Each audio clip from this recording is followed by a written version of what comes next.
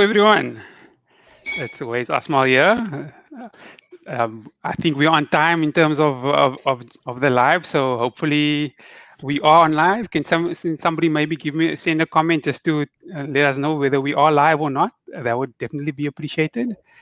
I've got an interesting talk for you today. So if I can just introduce you to my guest. So the person that I'm speaking today is Jason Lubuyera from 365 DigiSales. So just to give you a little bit of a background about him, he's the founder. 365 DigiSales is a digital marketing agency focusing on lead generation and access to markets. I actually chatted to him last week and I was like, you've basically been running this business for 2 years. And what's interesting is that he's recently been featured in a very interesting magazine article. So that's what you talk about #goals in life. When you get featured in an article. So Jason, thanks for joining us. Thanks so much, Uwais. Thanks so much for having me on the show. A little bit more is that Jason, a lot of people don't know, is that Jason's the person that introduced me to the power of LinkedIn. That's true. Just before he left his previous employment, I sat with him every week, and I was like, "Teach me. I need to learn." And I learned every week. And I mean, without that knowledge, I wouldn't be here today. So, thank you so much for that, Jason. Appreciate it. I also pull up your profile whenever clients are like, "What do you do? Like, show me some reference." Boom, you waste 200, 300 likes. Hashtag winning always. No, I'm impressed. Like you have even a better profile than myself. So it's big ups to you. Okay, great. And just for the people in the chat, please drop a 1 if you're catching us live, or a 2 if you're catching us on the recording. We'll deal with any questions towards the end of the interview. So please do put in your questions. We'll look at it towards the end. So Jason, maybe just to get started, I've given him a brief summary of who you are, but give us a little bit of a backstory, a quick comic book version 1, like Gary Vee likes to talk about it. Comic book version 1. All right. Who I am. So I'm actually a crossbreed African, right? What does that look like? Father's Ugandan with some German relations, and my mom is South African, right? So nice crossbreed South African, that's who I am. But personally, like everybody, I like to add value. So luckily enough, I'm a business owner, and my co-founder sits in the United States of America. Maybe rewind even back to who I am as a child. I'm a sportsman, very competitive, very, very, very competitive. Little story where I've actually broken my arm, and due to my own fault of being too competitive. And I think with that has come a lot of ups and downs. And that's why I think I'm quite a tenacious person. And I think I'll share a little bit more, and you can maybe unpack a bit more about me as we go on the convo. I can believe that competitive, because I've seen him in the gym and I'm like, I'd rather see you from afar, because I'm not planning on taking up on any challenge. Let's be honest. Cool, man. So just as a bit of a background, a lot of the viewers or some of them are young professionals, and they come from various backgrounds. Some of them are thinking about going into their own businesses, and that's one of the reasons why I wanted to talk to you. But you worked for about 4 or 5 businesses for 4 or 5 years for a company before you decided to go into your own business. Yeah, that's true. Tell me about your thinking about making that switch. Why? How? Why more like? Why? Yeah. So probably when I first started thinking about a business was because of the polarized aspect of what entrepreneurs were doing, like that was probably when I was like 16, 17, 18. They lived the high life and, the polarized life. So that's probably when I first started thinking about being a businessman. But even before that, when I was in high school, right, in grade 10 with my best friend, we sold sandwiches to the matrics, because I was lucky to go to quite a good school. And like after we saw the problem, we're like, matrics used to come back from first team rugby and things like this.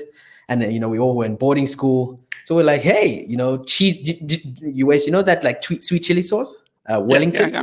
Oh, cheese. Sweet. Yeah. Oh, amazing. You gotta use. Yes. We made some good money. We made some good money. So that's where that started there. And then I think in grade 12, I actually sold, those matric jackets. I actually saw a post where you had You had your matric shirt where everyone Yes, signed. yes, yes, yes. Yeah. We had like these matric jackets that we sold with everybody's name inside. We actually got it tailor made with everybody's like proper name. So I sold those, and I think the spirit of entrepreneurship started then. But to answer your question, how did I make that shift after going through quite a number of internships and then getting to work at a really nice financial firm? The shift came from being a millennial who wanted more and really wanted to have proper impact. Because when I left my job, I was actually getting paid pretty well. I won't lie about that.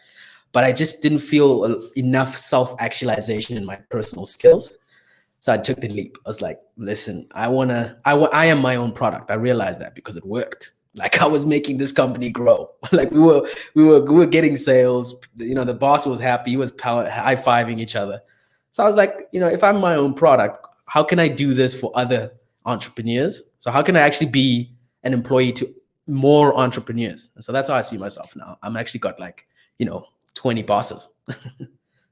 So you are your own product. I like that. I haven't heard about that one before. So succinct. But knowing what you know now, what do you wish you knew when you started your business? Ooh, what do I wish I knew before I started about 2 years ago? That's a very good question. I wish I knew a lot more things, right?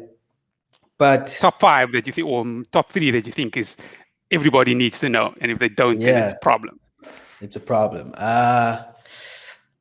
Communication is not how you think it is. It's how you do it, right?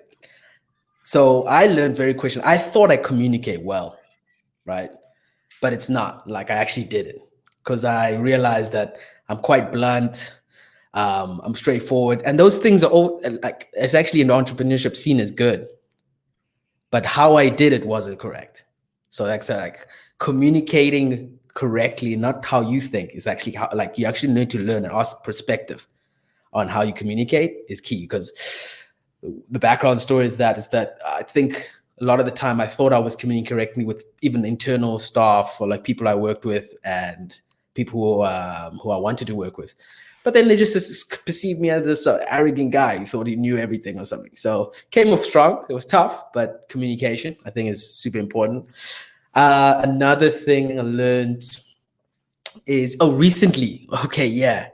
So I think my background is just always praise the individual, sort of come from a level of like they're better than me and stuff. But it's just how I was brought. Like open the door for everyone. So I think in business, you just got to actually level up with that individual that actually feel more comfortable than you being sort of taking this backseat and serving them too early.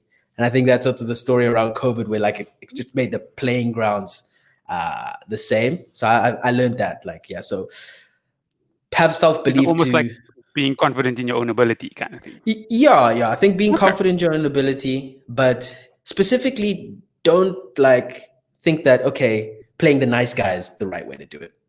Yeah. So I think I learned that because I think I would have got more clients, just more confidence, just I actually can do it.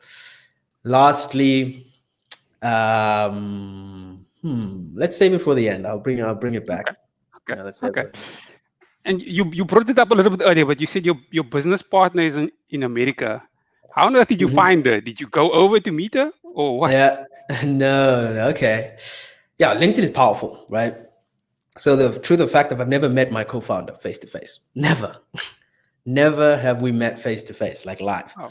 And how I found her was out of the need of the business started to scale. I understood where my weaknesses are actually not in being able to turn these profiles, like these LinkedIn profiles, and like rewriting them out fast enough and at the high enough level that I thought my clients needed.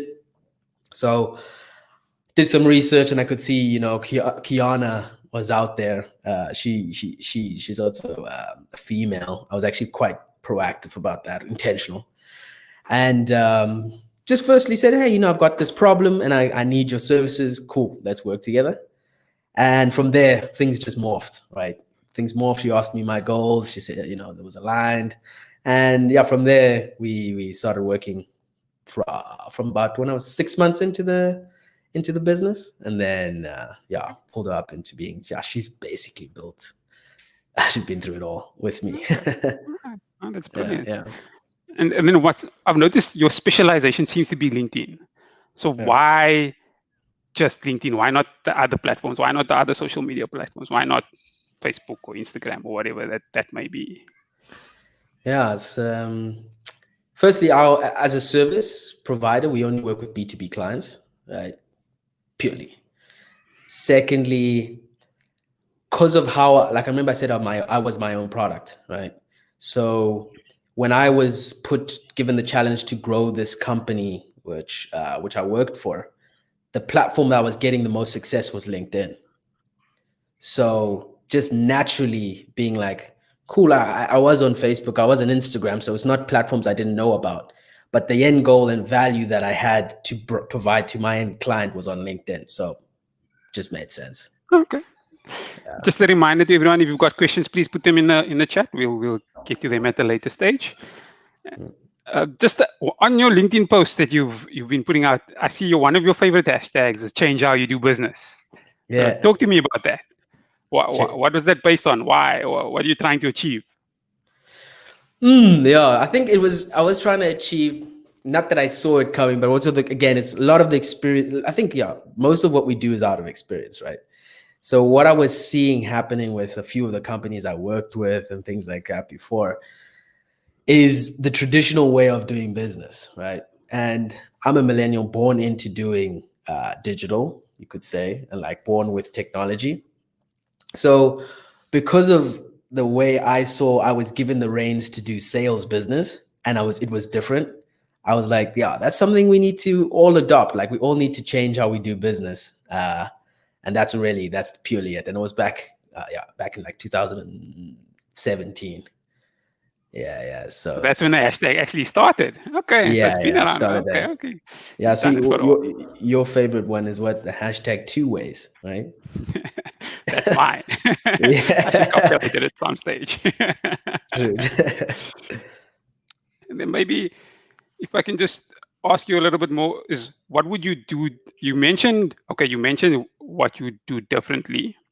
I mean, you mentioned what you do. So what would you do differently if you start your business now other than communication? Okay. What would I do differently? Niche. Yeah.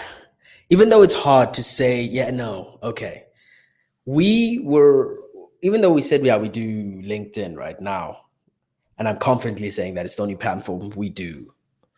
Niching earlier, even though it would be clever, or taking time to think where you want to niche, even though it's good to experiment. I believe in experimentation. We tried a bit of Facebook, we try to do Instagram, but having a mindset of knowing that you're going to niche and have a specific sort of business line that you were going to go into. I wish I knew that earlier. I really do wish I would have that earlier. Yeah. Because there's some things that went wildly wrong. Yeah. And so Tatenda just commented just to say he doesn't know what the topic is about, but for those that have joined a little bit late, so I'm interviewing Jason Lebuyera, founder of 365 DigiSales. We're just talking about entrepreneurship. Jason is a young entrepreneur, so I wanted to chat to him a little bit about the positives and the negatives, and people who are thinking about moving into entrepreneurship, hopefully they can take some gems from here. Yeah. You talk about those things that went wrong. Do you mind telling me about one or two of them if they're not too bad or too far out there? Yeah. Okay. Yeah. One of them was where like it landed on us. So we said, okay, we're going to do some Facebook ads for you, but I thought I knew the Facebook ads area. And then the client was like, okay, cool, let's do some Facebook ads. Here's a credit card. Go run some ads. Our onboarding didn't set a budget. Like we didn't set a budget. So this budget was open. And then we went and did our research, like pay-per-click per region, but we were quoting it in America and charging in American dollars. In dollars. Ooh. Yeah. And of course, the audience was in South Africa, but then we were doing the metrics and goals set to America. Yeah, that was bad. So we burned quite a bit of money there. no results. That was really bad. So that also taught me about no, I don't like paid media. So like that's not my arena. That's something we learned quite hard. Okay. To the communication part, there was one part where all of a sudden I started to chat with a client on WhatsApp, right? And unfortunately, for me, WhatsApp is a conversational platform. It's not like dear Yeah. Ways, how your day is, Yeah. right? So they were like that, but I was like, hey, you're on this platform. Let me just jump in and Be be on like, the how? platform. Yeah, be on the platform. Wow, I got such a bad reply that that person even came and had a coffee with me to consult me on how to communicate with future business owners about it. Yeah, so that's where like horrible. Yeah. Okay. And any, I suppose those are your two big ones. So we'll cap it at that one for now. But just in terms of, let's say you're watching the interview, you're a young professional considering moving from full-time employment to entrepreneurship. What advice, now that you've gone through 2 years of doing this, what advice would you have for them? Let them learn from your mistakes. Let them learn from my mistakes. Yeah. From a personal point of view, like let's say looking at yourself, right? It's always like, do some introspection, right? Do some introspection and think about 5 things you would invest in a person that you would want to see. So 5 things you would like invest, and then 5 things you would short, like so what you wouldn't want to see in a person, right? And see how many you hold in terms of short, and see how many you hold in terms of invest, right? If you've got that introspection, then you can sort of see and be like, okay, this is how good I am, and this is the things I don't like about myself. Working on yourself, and even if these things aren't for you in the business, right? Like for myself, I just knew I was really good at like sports and like keeping healthy. So I was like, let's get that going, because I still believe till this day that if I wasn't invested in like sports or like health and fitness, I wouldn't sometimes be able to wake up and have energy for work, right? So yeah, so one thing is like, just before you even like get excited about the business, get excited about yourself. Like, what are you good at and what are you bad at, right? And work on that. And it's hard to do that because the business is such a golden thing. You're like running to this thing, give up everything else. Da, da, da. But I've actually now these past, me, we even went for a run, right? Thank you. You're a very good runner, Ways. Yeah, I've gone into really investing in my health. So I think don't give that up. Don't not invest in yourself. So go ahead and do that. I'll say, the other thing is like having the mindset to niche early, but doesn't mean that you don't stop experimenting, but niche early. And yeah, again, communication. I think knowing that you actively are trying to be a better communicator, and even sometimes asking for the feedback from the client. Like, this call was great. I am actively trying to communicate better. What would you say I need to do better? That's a good one. So because normally we're too scared to ask our clients because we think it will make us look bad. So that's a good gem. Okay, perfect. Yeah. I nearly forgot to ask you. You mentioned something about your first hire. Tell me a little bit about that, because I want to know a little bit. Oh yeah, my PA. So yeah, it's the honest truth, right? Everybody sees a PA as someone who is Fortune 500, busy person, hires, right? So I see that different, especially in this day and age. Like, I know myself, right? Remember I think your question was like, what would you have thought to done better when you to start your business? I wish I was also more organized. In my personal life, I wasn't, at that stage, I wasn't organized, right? So I got into business doing like a lot of stuff, and then that unorganization was brought into the business, and it just was like I had this like disconnect immediately. So I needed a PA, right? But that PA did a lot of things. Just there to question, why haven't you done this? What the client is angry because of this, right? And now when I do look at how, even when I remember I was speaking to you, when I'm like maybe 2 or 3 minutes late for a meeting, it's like, oh, that's unusual for Jason, right? 2 years ago, that wasn't unusual for me. That was like the usual, right? So it's like it's played off really well. Like even it's weird. Like some people even they say like, "Yo, Jason's like so pedantic about time," but it's actually so natural about me because I value time and being organized. Even though I'm not the most organized ever, but like I would say it's improved, right?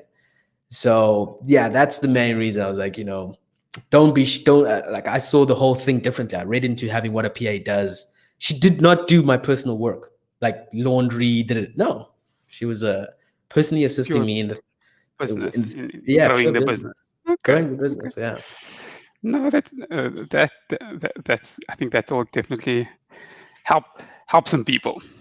yeah. Just trying to think in terms of probably gonna look at questions later, but Okay. is there any pearls of wisdom? What's that move from going from an employee earning a salary and then money comes on the 25th, and then now the money doesn't necessarily come when you Yeah. expect it to come? Yeah. How was your process in terms of managing that finance? Manager finance. Yeah. Yeah. So that's also a very good question. Finances, especially in service-based businesses, like the numbers are decently big, right? They can come in, but they can also leave very quickly, right? So managing that transition, I do personally always try and surround myself with the best people, right? And it's actually, I was thinking about it, sometimes the best people for you aren't in, let's say, in their sphere, they're the best at what they, or seen as the best.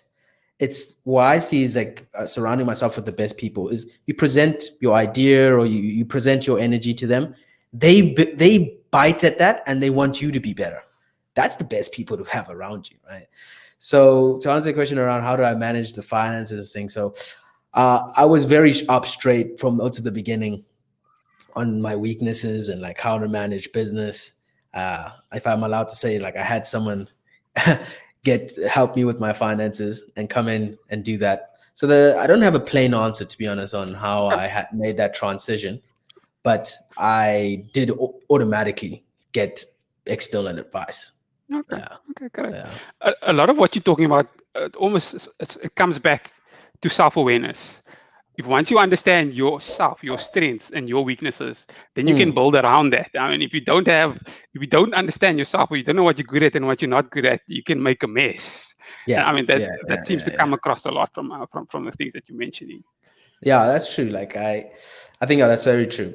When I think about myself, I'm more of a value consultant, sales and marketing. But I think with the competitive nature and the team sport, I don't mind bringing someone in. And if they're going to play the team sport, great. If you're not, you're going to feel it and you're not keeping up. So that also happens, right? So it's actually, it's interesting, I think, because when I like playing in teams, and then the competitor to me is not you. I am my own competitor. I wake up every morning and look in the mirror. Who you were yesterday, or who you were the week before, or who you were the week. Yeah, I'm with you. And then you get up and you're like, dude, you're lazy. Why don't you want to do this, right? And then maybe because you're in the team, you come back with this like, damn it, I should have done it. They feel like, dude, this guy's competitive. I need to keep up with him. And then that nature. Yeah. Okay, I'm with you. So let's see if there's any questions from the people watching. Yeah. I'm going to scroll down a little bit. I see Nestine's asked the question about learning from our mistakes. I think we mentioned that, but we can maybe put that. And then I see Tatenda's asked, does your PA have access to your emails? To what level do you trust them and give them access to your selling and strategy space in your business? It's a bit of an interesting question. Any thoughts? So that is a good question. And my answer is very plain. She's got full access, right? She's got full access. Why? My mindset is the pie is too big for someone to take my golden strategy. I'm not even making R1 million yet. So if she's going to go take it, she's going to go make 20,000 just like me, right? So for me, I'm open doors. Like she's got full access to everything because a lot of what you will do, right? What's his name? Tendai. Tatenda. A lot of what you have created, that strategy, those emails, is you. If anybody's gonna go out and replicate that, they're not going to be able to do that overnight, and they're not going to do it with your finesse, right? So that's how I see. And another thing, like the pie is too big for you to be losing out. Everybody's gonna chow. And I'm assuming also, I mean, the trust in that relationship has to be sorted out before you give anybody access to anything. I mean, you're not going to give it to just about anyone. Yeah, that's a given. That's a given. Okay. Right? Yeah, that's a given. Okay, I think we're coming towards the end. If any last nuggets that you can leave us with before we end the show? Any last nuggets? Oh yes, yeah, there may be two. So one of the things is, I think, coming out of COVID, right? Like people who say, "Yo, COVID entrepreneurs are now." People who've come out of COVID are very tenacious and strong and things like that. So they're going to be the strong entrepreneurs. I do believe that they are. And I think post-COVID, if you're going to start a business, the competitiveness and the resilience around building a business is going to be tougher, because everyone in the business is tough and everything. I think generally you need to go in with a lot more resilience and stuff, because the people who are coming out of COVID are going to be like, "Yo, someone was like breathing, you know, like they had me, and now just this breath is like a lot. So I'm breathing, where everybody else who's coming into business is like, oh, this is still fresh air, like, right?